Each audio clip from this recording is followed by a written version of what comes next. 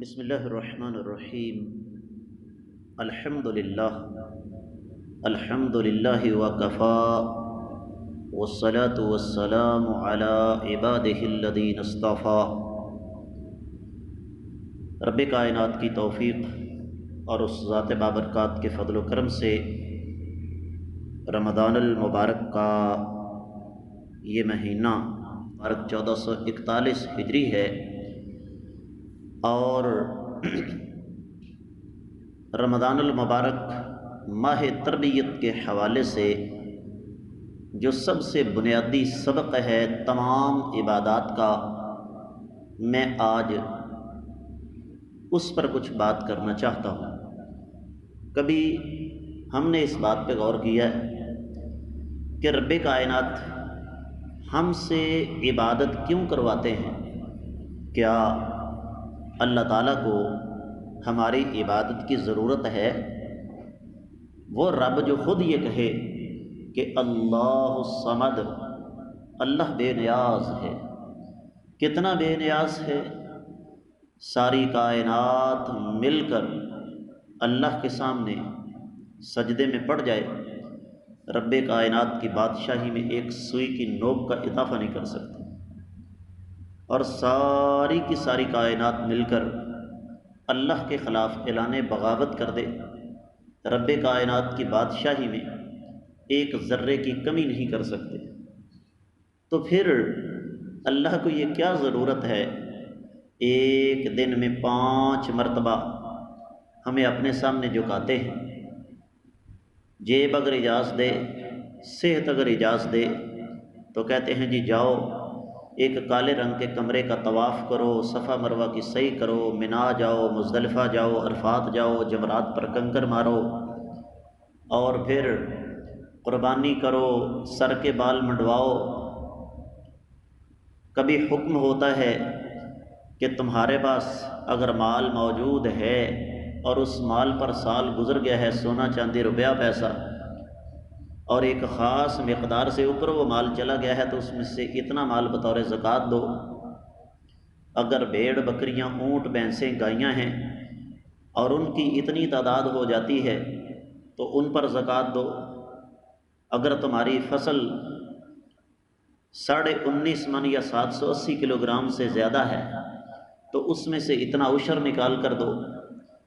اور کبھی حکم ہوتا ہے کہ پورا سال کھاؤ پیو، کوئی پابندی نہیں ہے، ایک مہینہ ایسا آئے گا جب تمہیں طلوع فجر سے لے کر غروب آفتاب تک مکمل طور پر کھانے پینے سے پرہیز کرنا پڑے گا۔ یہ ساری کی ساری عبادات اللہ تعالیٰ نے ہمیں کیوں عطا فرمائی؟ تفصیلات کا چونکہ وقت نہیں، اختصار کے تقاضے راہ میں رکاوٹ بن جاتے ہیں۔ یہ بات سمجھنے کے لیے ہمیں قرآن کا مطالعہ کرنا چاہیے۔ قرآن صرف ایک تبرک کی کتاب نہیں، پڑھ کر سمجھنے والی کتاب ہے۔ کسی بھی عبادت کا قرآن میں آپ تذکرہ پڑھیں تو آپ کو یہ بات اچھی طرح سمجھ آ جائے گی کہ ہر عبادت کے ساتھ ایک لفظ جڑا ہوا ہے، اور وہ لفظ ہے تقوی، اللہ تعالیٰ کا ڈر۔ جس عبادت میں اللہ کا ڈر نہ ہو وہ عبادت نہیں ہوتی، وہ عبادت عادت ہوتی ہے۔ آپ یہ دیکھیں کہ مصلی پہ کھڑے ہو کے امامت کروانا یہ آسان کام نہیں ہوتا۔ ہم لوگ جب مصلی پہ کھڑے ہوتے ہیں نا تو ہمارا دماغ عام آدمی کی نسبت کئی گنا تیزی کے ساتھ چل رہا ہوتا ہے۔ امام نے حفظ کا بھی خیال رکھنا ہے، امام نے اس بات کا بھی خیال رکھنا ہے کہ میرے پیچھے بچے بھی ہیں، بزرگ بھی ہیں، خواتین بھی ہیں، بیمار بھی ہیں، تندرست بھی ہیں۔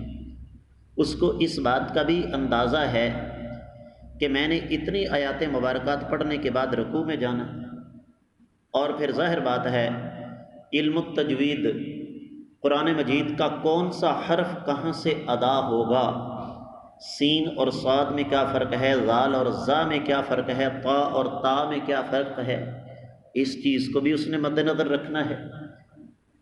تو اس کے باوجود یہ سارے کے سارے معاملات ہیں لیکن پھر ہم دیکھتے ہیں کہ حرمین شریفین کے ائمہ کرام تراویح کے دوران، قیام اللیل کے دوران قرآن پڑھتے پڑھتے سسکیاں لے کر رونے لگتے ہیں۔ وجہ کیا ہے؟ سبب کیا ہے؟ ان کے ہاں عبادت عادت نہیں ہے، ان کے ہاں عبادت واقعی عبادت ہے۔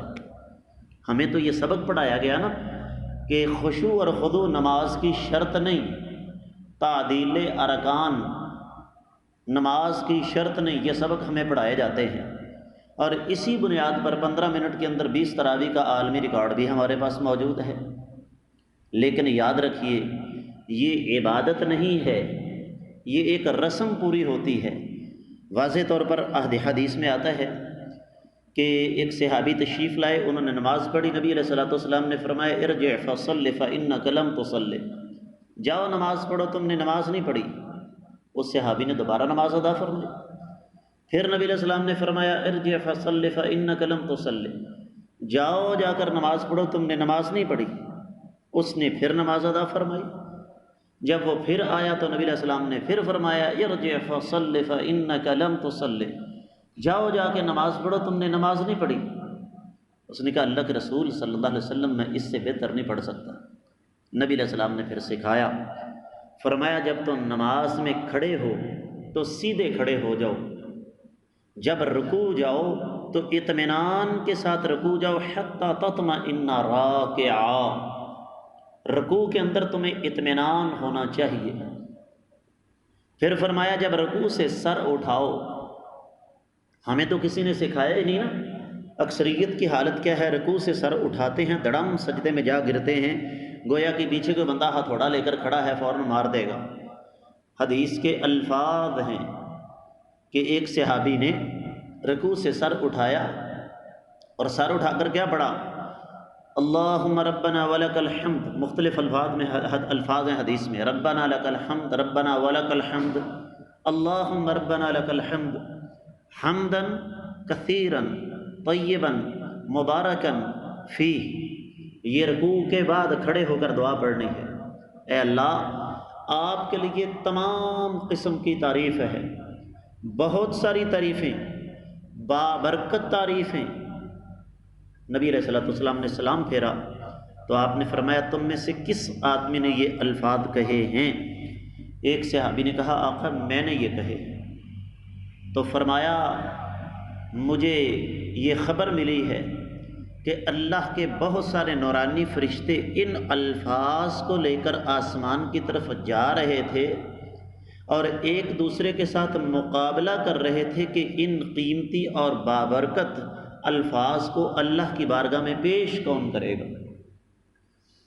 تو عرض کرنے کا مطلب یہ ہے کہ عبادت کو اگر اصل اس کی روح کے مطابق کیا جائے تو عبادت کا بنیادی سبق ملتا ہے تقویٰ۔ تقویٰ کا معنی یہ ہے اللہ تعالیٰ کا ڈر، جس کے بارے میں نبی رحمت صلی اللہ علیہ وسلم نے ارشاد فرمایا۔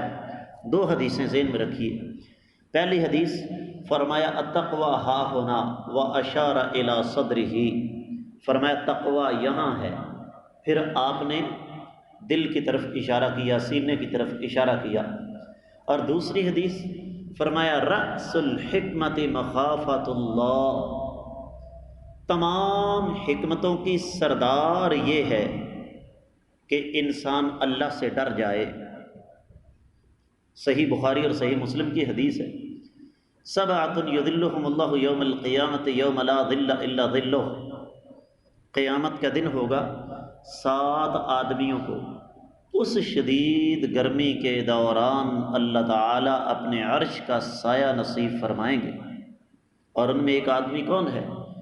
رجل دعته امرأة ذات منصب وجمال فقال انی اخاف اللہ، ایک آدمی ہے اسے ایک اونچے مرتبے کی خوبصورت عورت برائی کی دعوت دیتی ہے تو وہ برائی کی طرف مائل ہونے کی بجائے ایک لفظ اپنی زبان سے ادا کرتا ہے، کیا؟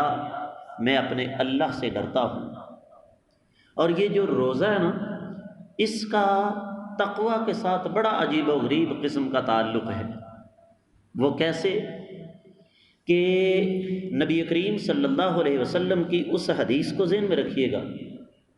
حدیث قدسی ہے، اللہ تعالیٰ فرماتے ہیں الصوم لی وانا اجزی بہ، روزہ میرے لیے ہے اور میں ہی اس کا اجر دوں گا۔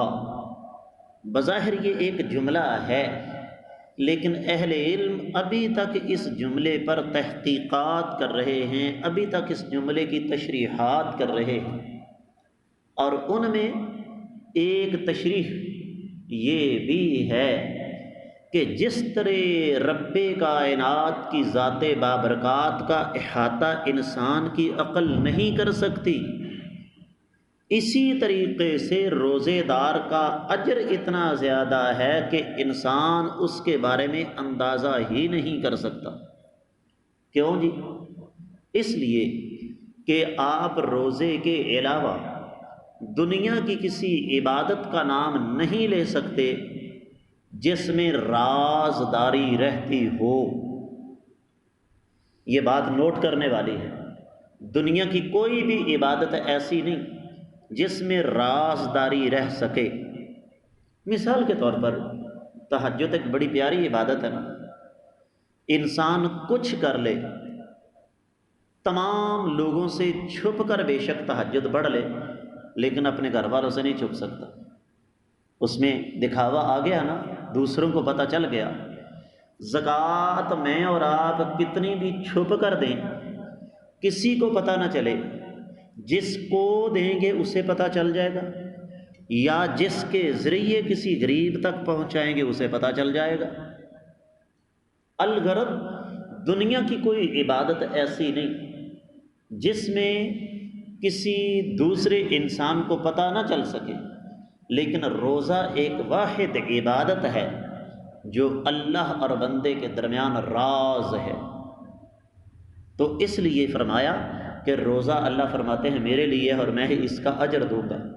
اب اس روزے میں تقوی اور اللہ کا ڈر کہاں سے آ گیا؟ بھائی صاف اور سیدھی بات ہے کہ چونکہ روزے کا کافی سارا تعلق پیٹ کے ساتھ بھی ہے، یہ میں انشاءاللہ کل کے سبق میں بلکہ پرسوں انشاءاللہ یہ بات آئے گی کہ روزہ صرف منہ کا نہیں ہوتا بلکہ آنکھوں کا، کانوں کا، ہاتھوں کا، پاؤں کا روزہ ہوتا ہے۔ اس پر تفصیل سے بات میں ہوگی، لیکن یہاں جو میں بات سمجھانا چاہتا ہوں وہ یہ ہے کہ روزے کا چونکہ کافی حد تک تعلق انسان کے پیٹ کے ساتھ ہے، اور کھانے پینے کے لیے انسان کائنات کی ہر طاقت سے، کائنات کے ہر انسان سے چھپ سکتا ہے، لیکن اپنے اللہ سے چھپ نہیں سکتا۔ اور یہ تقوی ہے کہ ایک دن میں روزہ رکھ کے اگر 5 مرتبہ نہیں تو 4 مرتبہ تو پانی منہ میں ڈالتے ہی ہیں، کیونکہ عشاء کی نماز افطاری کے بعد آتی ہے۔ تو یہ ہے تقوی کہ منہ کے اندر پانی ڈالا ہے لیکن کلی کرنے کے بعد اس کو باہر پھینک دیا ہے، اگر چاہے ایک مسلمان تو نیچے اتار سکتا ہے۔ تو یاد رکھیے گا، جس انسان کے دل میں روزہ رکھنے کے بعد اللہ تعالیٰ کا ڈر اور اللہ تعالیٰ کا خوف پیدا نہیں ہوتا، اس نے روزے کے تقاضوں کو پورا نہیں کیا۔ تو روزے کا ایک درس اللہ تعالیٰ کا ڈر اور اللہ تعالیٰ کا خوف ہے۔ اللہ تعالیٰ سے دعا ہے اللہ سمجھ کر عمل کرنے کی توفیق عطا فرمائے۔